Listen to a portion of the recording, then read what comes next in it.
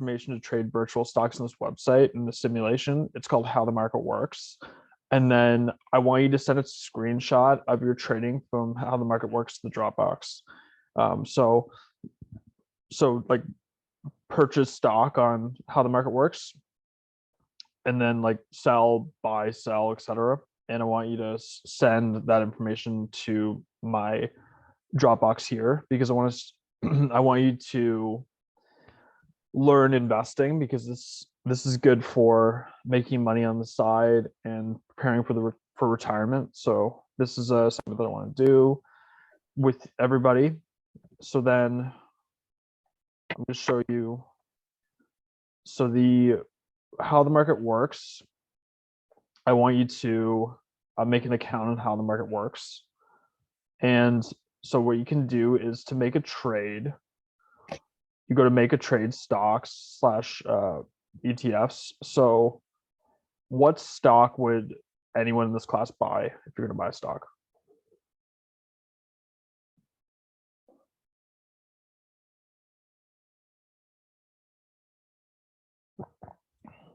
So how would I ask Christopher, what stock would you buy if you had a choice?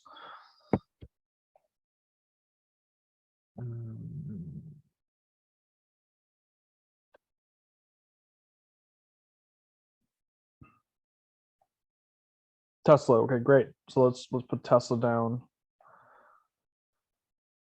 Tesla. Apple. Okay, we'll buy Apple too, Jerry. That's great. Great job, everybody. So we have $1 million. Let's in our brokerage account. Oh, S&P 500. That'd be great too. So how much of the million do you want to spend on Tesla? Trading at $221.80 per share.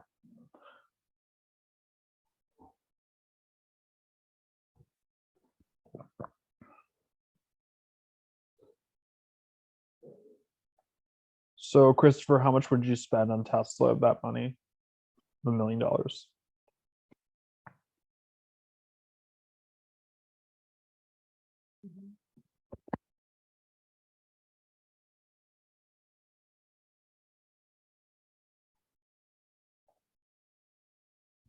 Money or shares, either way, whatever you prefer. 10 shares. Okay, cool. So 10 shares, and then we have to set a limit. So we'll do limit pricing, because it keeps it just in case we go over. So let's limit price at $222, because it's just above this price, so it'll go through. So let's click to preview order, click to confirm order. So we ordered that, so that's going through. So I want everybody to do this. Let me know if you're having trouble making an account. So let's refresh and see if it went through yet.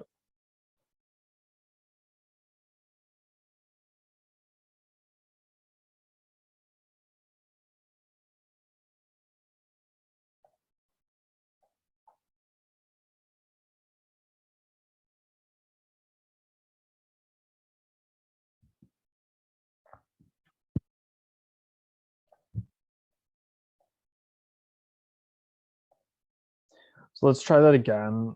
I'll buy the market instead.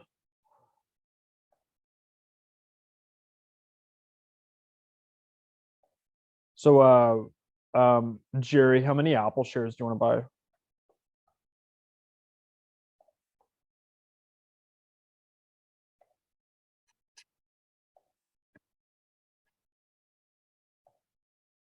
$1%. Okay, that's a good call. So let's do $10,000. So let's trade $10,000 of Apple stock. So Apple.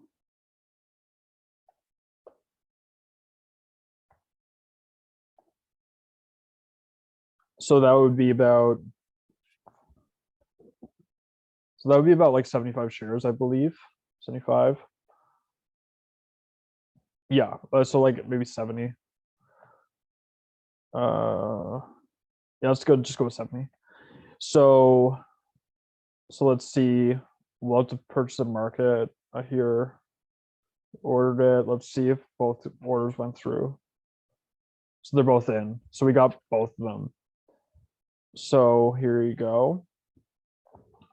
And then S&P 500. Any other stocks anyone want to buy?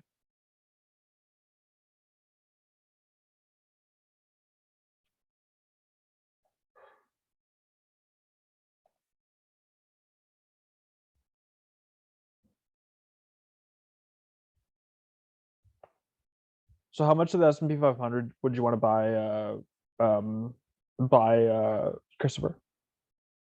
Oil stocks? Okay, that's a good call, Jerry. Christopher, how much of the S&P 500 would you buy?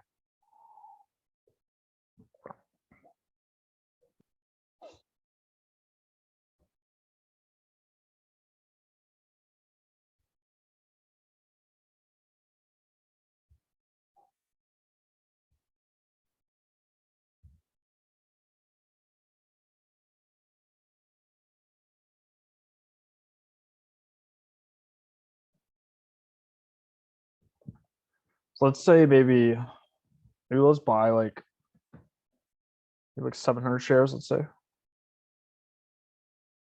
Click to preview order, click to confirm. So we have that. And then oil stocks. Okay, that's good, Jerry. So maybe so Suncor, maybe. Suncor. How much of Suncor do you want to buy, Jerry?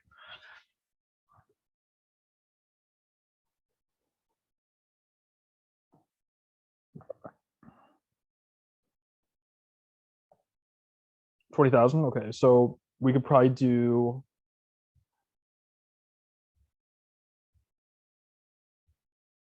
maybe like 500 shares, maybe. Let's see, maybe 600. Let's try 700. Yeah, about 700. Let's do.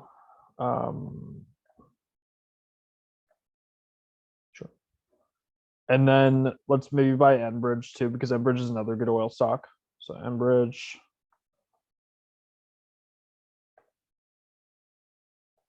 That's maybe 500.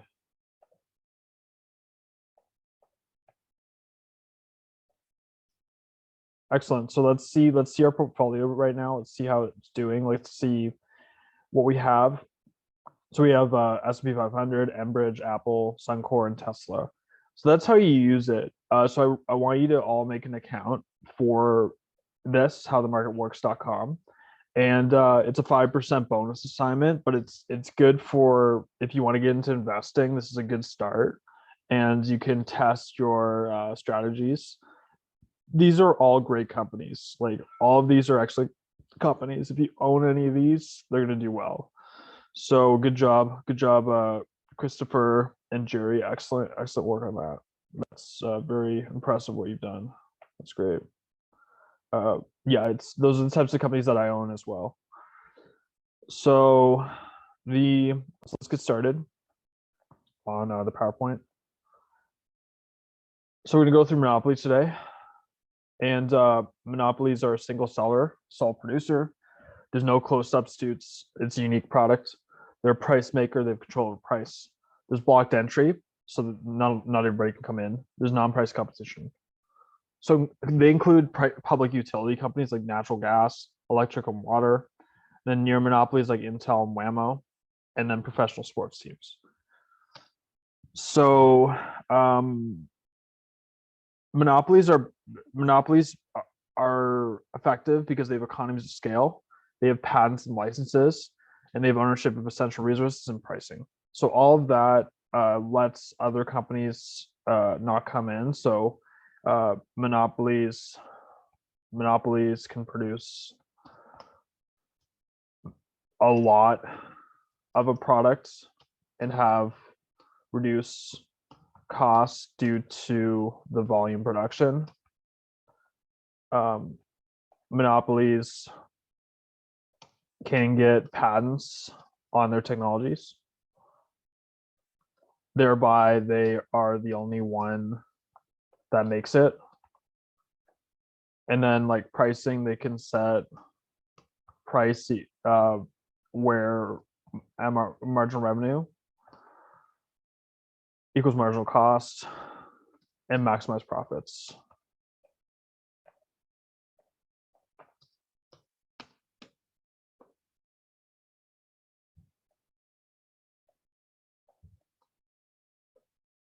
So monopoly demand, 3 assumptions include economies of scale, patents or resource ownership secure the monopolist status.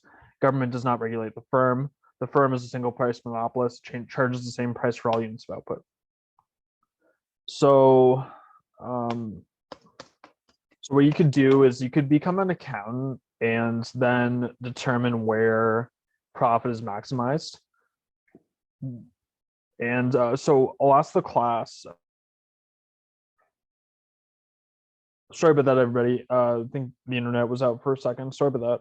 So for this, pretend you're an accountant. You could be an accountant doing this. Where is profit maximized here?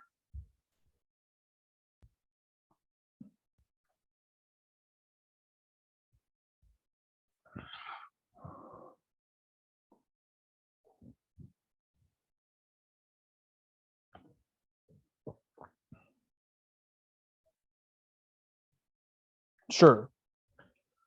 So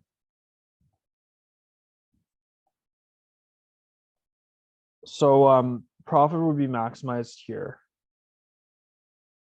and it would be maximized because you want to have margin. Oh, sorry, not there. It's actually above. Sorry, above. So it's here 140. So profit is maximized here. So we want marginal revenue equal to marginal cost to maximize profits. But in this case, we cannot make them equal. Therefore, marginal revenue needs to be closest to marginal cost to maximize revenue. So Q equals 5. That is when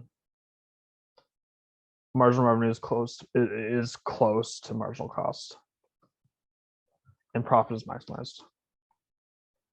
This is the best part here. So what you could do is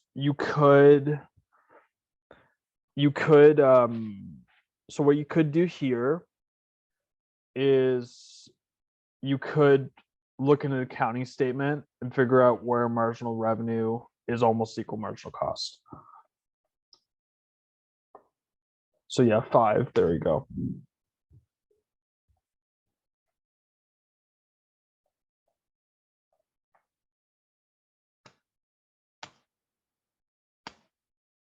Downward sloping demand curve has 3 implications that are essential for understanding the monopoly model.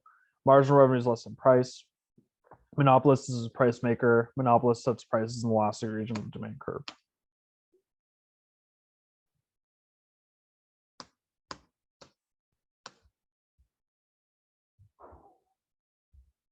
So yeah, monopolists, they set marginal revenue equal to marginal cost, and that maximizes profits. So this rule here maximizes profits.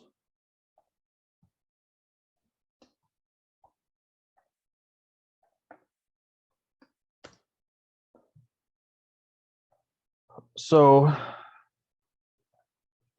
the steps to determining the profit maximizing price and economic profit: determine the profit maximizing output by finding where marginal revenue is equal to marginal cost.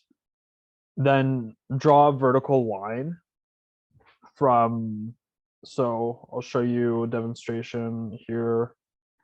So here,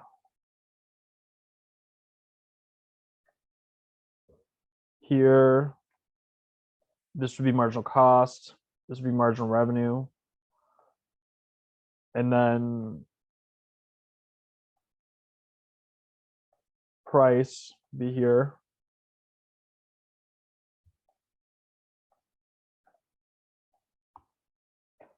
And then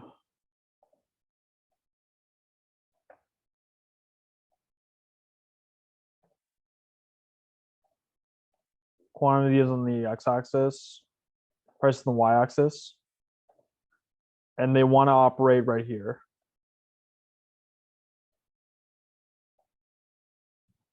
So set price where marginal revenue equals marginal cost to create maximum profits in a monopoly.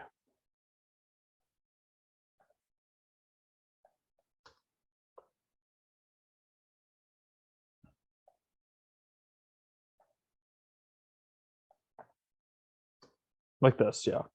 So marginal revenue equals marginal cost, and draw a line up and find the price where marginal revenue equals marginal cost. And then to find profit, it would be total revenue minus total cost. Yeah.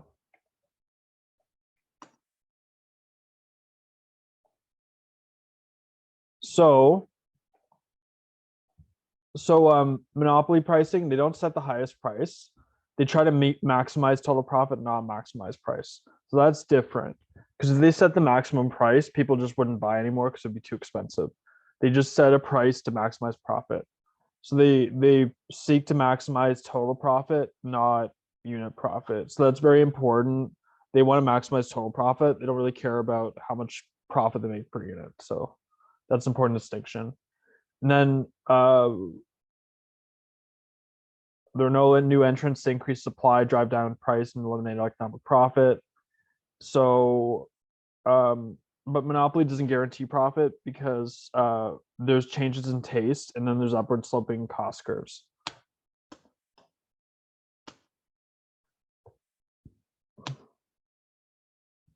So with a monopoly, they don't produce as much as they should. So they produce a little less than they should. Because if they set marginal revenue equal to marginal cost, they produce less than competitive. So there is a loss to that. Yeah. And this is the loss. The triangle here is the loss. So you'd have to calculate the triangle is loss productivity. Yeah. So with a monopoly, consumer surplus is less. So consumers get less out of the company. And then the economy and consumers are hurt by monopolies because they pay more than they want to pay. Like they pay more and get less out of monopoly products. However, producers benefit from monopolies because they get more out of selling in a monopoly. So that's very important there.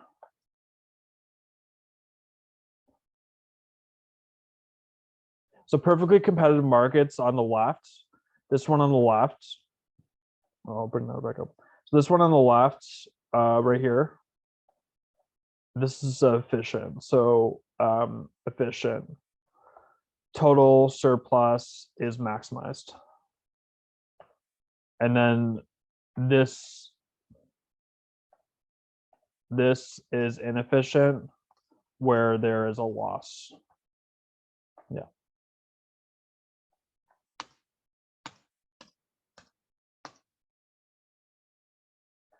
There's income transfer in monopoly. So the consumers transfer to the owners of the monopoly.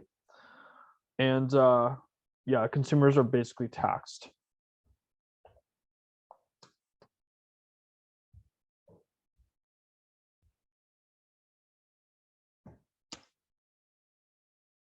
So monopolies are a big concern in Canada.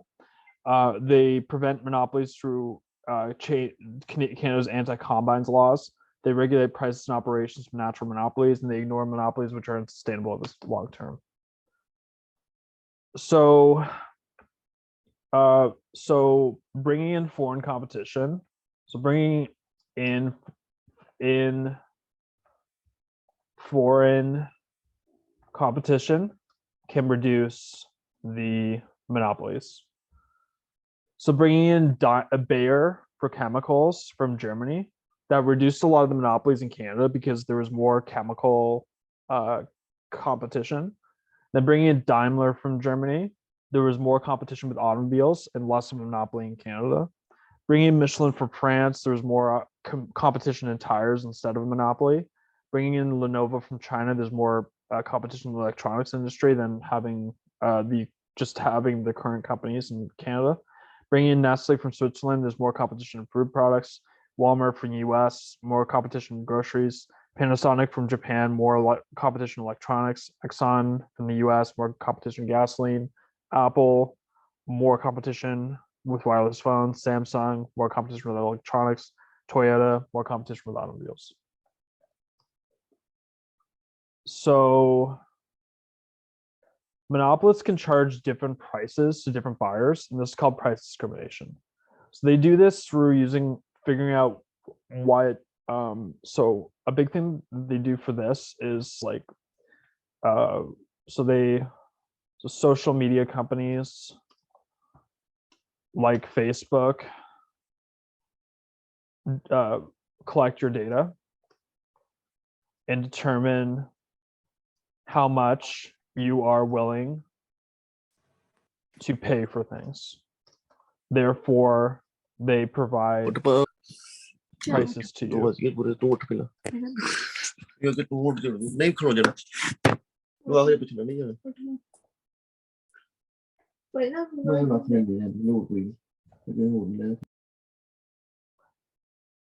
So they provide prices to you that are higher for people that value it more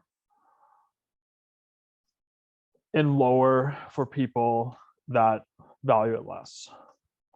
And they also do this with airlines. So airlines, they set prices higher for business class because they value it more, and they set prices lower for economy because they value it less.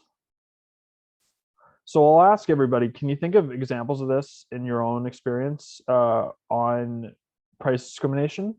Alejandro, do you want to try?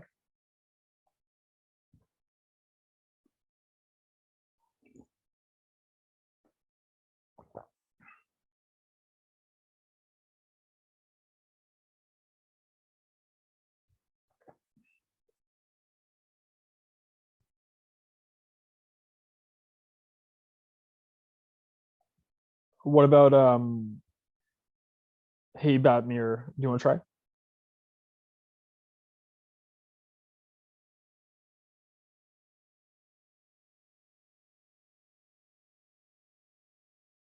What about Ismail? You want to try?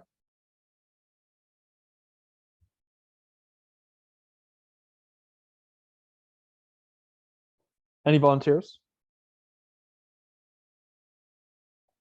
Jerry?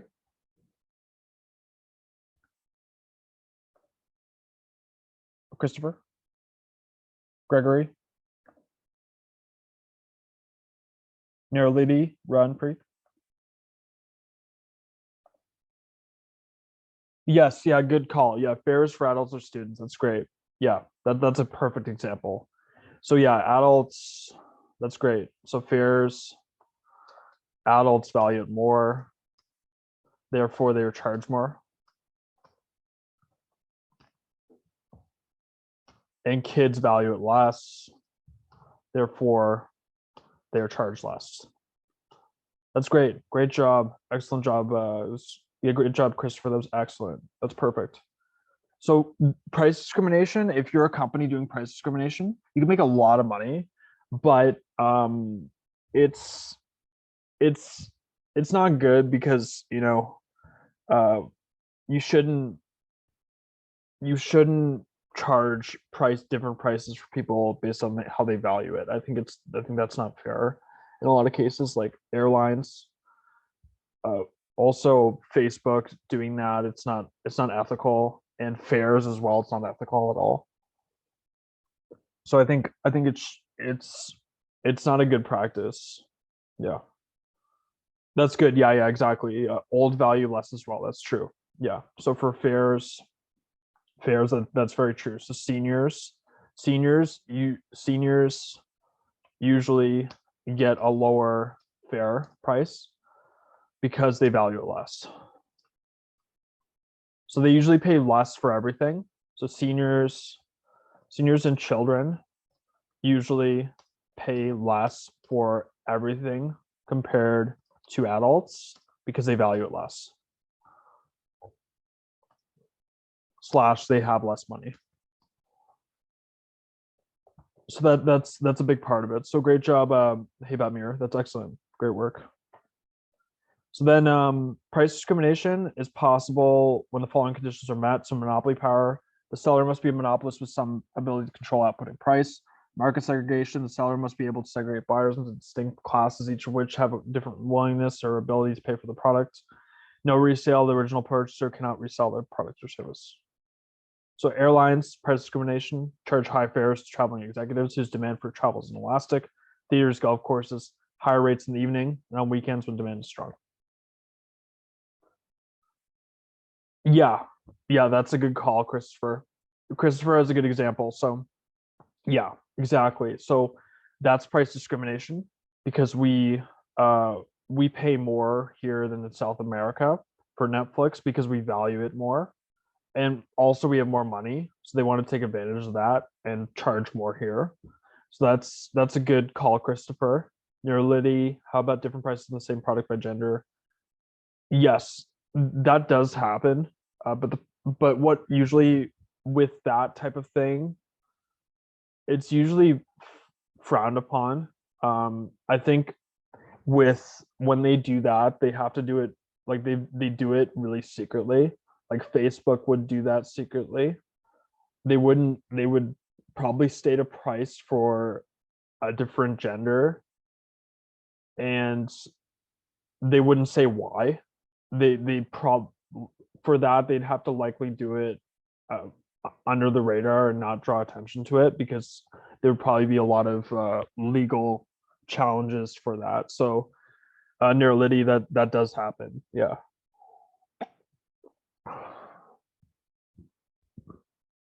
Yeah, price discrimination is very unethical. It shouldn't be tolerated. I think it's people shouldn't be paying a different price for how they value things. I think it's very unethical. So coupons, less price sensitive consumers who have less elastic demand are not as likely to take the time to clip and redeem coupons. International trade elasticity of demand can vary by country. So regulated monopolies. So natural monopolies have rate price regulation. So um so it, so with a natural monopoly, they have to monopolize so they have to monopolize public transit because we wouldn't have enough public transit if it was privatized. So they have to monopolize it. So like I said, with Facebook and big data companies, the internet retailers, they have so much data on the consumers that they can price discriminate through personalized pricing. So this is a big problem. So they provide the very lowest price for a person with the most elastic demand and the higher price for people with